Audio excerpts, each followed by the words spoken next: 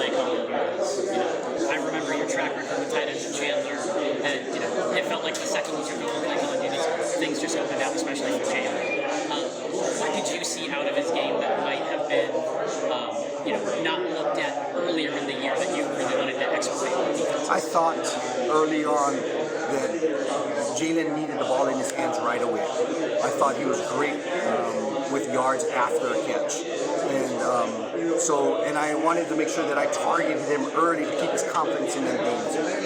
And then with him being in the core and then spreading it out with the run game with him and X, I thought the quarterback had options to play that. And so once Jalen understood that we're going to come to him, his confidence level grew. And then, like I call him, that little Ralph who run down the field, I mean, people are bouncing off him, but that's at his best. And so we're probably going to have to find a way to do that again. But he is such a good athlete with body control, big hands that can go up and get the football. So he's going to be a menace for everybody. And now that you've seen him kind of grow into what he is now and have that great spring, just what are you most excited about for a guy like him in this offense? For him mentally, I think that's where I saw his growth, the way he comes about in practice. Before, he likes to be that goofy guy around because everybody loves him. And now he has to take it out to the next level. How professional am I going to be on going about every practice? And he has done that. But his upside is still really, really big. And I'm excited for him because you're going to have to go and tackle a 270-pound guy running down the field. And we're going to find ways to get him to football. Thanks, Coach. Good to see you. Hey, Shaun, how you doing? Not much. Coming out to spring practice, what were your takeaways from the running back group? I thought we are just as talented as we were in the last couple of years. I think it's going to be by committee until we find that guy. I'm excited with the transfer of Scatable and DeCarlos. I think they bring that experience, that toughness that we needed. I'm excited for Tevin White because I think he has the best upside, and now he has to go and win it and go and get it. But and then there's Javen Jacobs who came over from that is going to be good in packages as well. George Hart. I mean, so that room, and then I think the freshman is going to surprise a lot of people. Like Tyson Brown. He reminds me of an Eno-ish type guy that is faster. And that's a lot to say because he has a lot to prove for how good Eno was.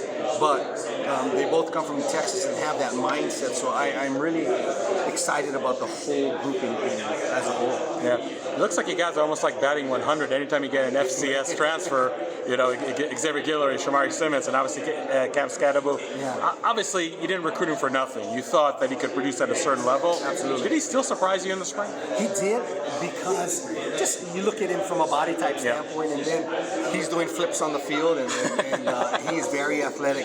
But not only is he athletic, he's highly intelligent from a football intelligence standpoint. And he has that swagger and toughness that I like. Just because he played at the FCS level, people might think that he's not going to be productive at the Power 5 level, and I don't believe that at all. Rashad White came from the Division II level to a JC, and look what he's done. And so I think those guys come with a chip on their shoulder to prove something, and I'd rather have those guys than entitled guys, to tell you the truth. Yeah, and you mentioned Tevin White earlier. I thought that even though he had limited opportunities because it was all about X for obvious reasons, that he did actually did show some flashes, and it was kind of unfortunate that he was injured in the spring, and especially for a young player. I mean, is there a danger of that really setting him back as he goes into fall camp? I don't think so. I think he did a good job getting mental reps when he was out. I think it makes him more hungry. I just had a talk with him about now he has to transfer what he has learned last year, and now he's going to be a violent runner and taking it to the defense. I think as a young guy, you kind of try to tiptoe your way through it. Now he has to go and make sure that he is the aggressor on the field.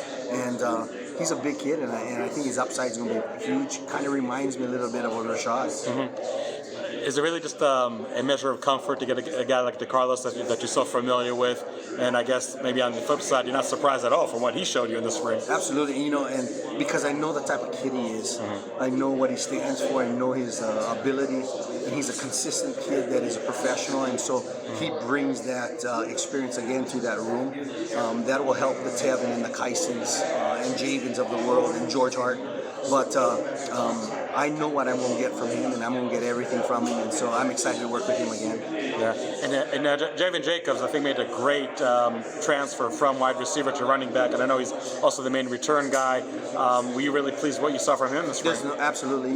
Whenever you change positions, sometimes there's a loss of confidence. Sometimes you can see, and then there's, you have to learn a whole new system from that being. But I think Javen attacked that situation and that opportunity, and he had a great spring. Now, some guys were hurt, and now he had a lot of reps that he had to do, so his confidence level is up there, and he's a hard worker, so I'm excited to see what he's going to do.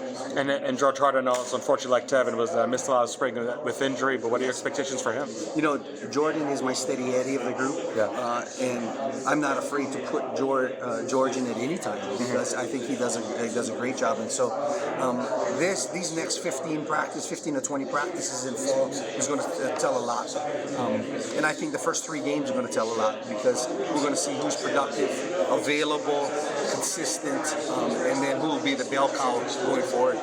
So we talk about the bell cow. I mean, I know that in years past, the running back committee may have been like something you wanted to employ, but you just had like one stud after another another.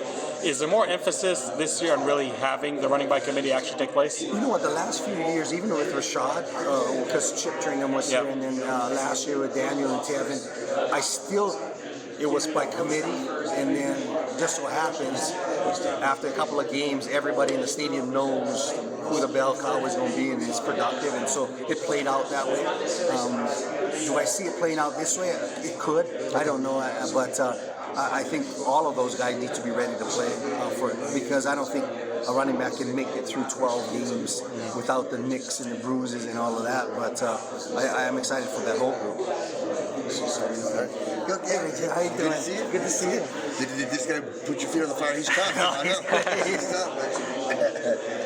So yeah, just tell us about the excitement of this time of year when you're getting close, and now the kids can just focus on football for a change. Absolutely. It's these last couple games, so now summer's over for them, and so it's a rest period for them, and now it's fall ball, and now it really starts. Because spring, you play spring ball, and that's just a glorified whatever scrimmage.